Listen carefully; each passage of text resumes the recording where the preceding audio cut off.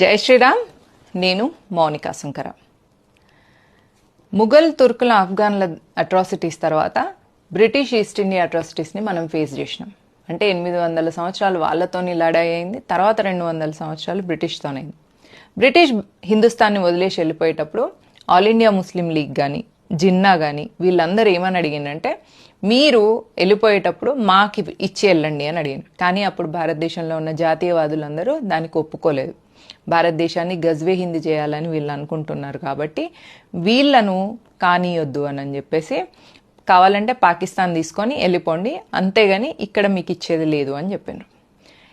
అప్పుడు 1923లో వక్ఫ్ అనే ఒక బోర్డును స్థాపించారు ముస్లిమ్స్.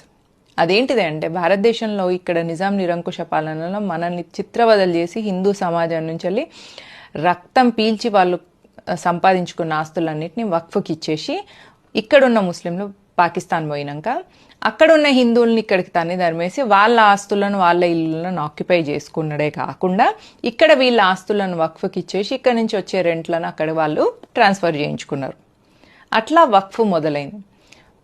వెళ్తూ ముస్లింలందరూ ఏమని ఛాలెంజ్ చేసినంటే, హస్కే లేంగే పాకిస్తాన్, లడ్కే లేంగే హిందుస్థాన్. అంటే ఇప్పుడు మేము కేక్ మొత్తం కావాలి అని అడిగితే మీరు మాకు ముక్కలు చేసిస్తున్నారు కదా, సరే ఈ ముక్కలు తీసుకొని మేము ఈ క్షణానికి కాంప్రమైజ్ అవుతున్నాం, కానీ భారతదేశంలో ఉన్న ముస్లింలందరూ కూడా హిందుస్థాన్ని గజ్వే హిందీ చేయడానికి పనిచేస్తారు.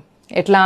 పాపులేషన్ జిహాద్ వల్ల. అంటే నలుగురిని పెళ్లిళ్ళు చేసుకొని 40 మంది పిల్లల్ని కానీ పాపులేషన్ పెంచుకొని సంఖ్యాబలంతో హిందుస్థాన్ని గజ్వే హిందీ చేస్తాం. నెక్స్ట్ లవ్ జిహాద్ ద్వారా హిందూ ఆడపిల్లల్ని తీసుకెళ్ళి వాళ్ళని పెళ్లిళ్ళు చేసుకొని వాళ్ళతో ముస్లిం సంతతిని పెంచుకుంటాం, తద్వారా హిందూ సంతతి తగ్గుతుంది. నెక్స్ట్ ల్యాండ్ జిహాద్. ల్యాండ్ జిహాద్ అంటేనే ఈ వక్ఫ్, దీన్నే వక్ఫ్ అంటారు. ఇప్పుడు ఆఫ్ఘనిస్తాన్ అయిపోయింది, పాకిస్తాన్ అయిపోయింది, బంగ్లాదేశ్ అయిపోయింది, ఇక మిగిలిన హిందుస్థాన్ని గజ్వే హిందీ చేయాలన్న ప్లాన్తో 1923 నుంచి ముస్లిం లీగ్ 1947లో పాకిస్తాన్ వెళ్ళిపోయిన పంచెలు పని చేస్తూ వీళ్లకు తోడు దొంగలుగా కాంగ్రెస్ ప్రభుత్వం అయిపోయి మైనారిటీ అపీజ్మెంట్ చేస్తూ 1995లో వక్ఫ్కి లీగల్గా సూపర్ పవర్స్ ఇచ్చింది. ఏంటిది అంటే, Waqf by a user is a Waqf. అంటే ఇప్పుడు మనకి ఎల్బీ స్టేడియంలో ఇఫ్తార్ విందు జరిగింది ఇప్పుడు మొన్న తెలంగాణలో. ఆ ఎల్బీ స్టేడియంలో జరిగిన ఇఫ్తార్ విందు, ఒకసారి వాళ్ళు ఇఫ్తార్ విందు అక్కడ జరుపుకున్న కారణంగా వాళ్ళు ఇది వక్ఫ్ ప్రాపర్టీ అనగానే అది వక్ఫ్ అయిపోతుంది. దాన్ని వక్ఫ్ బై యూజర్ ఈజ్ అ వక్ఫ్ అంటారు. బెంగళూరులో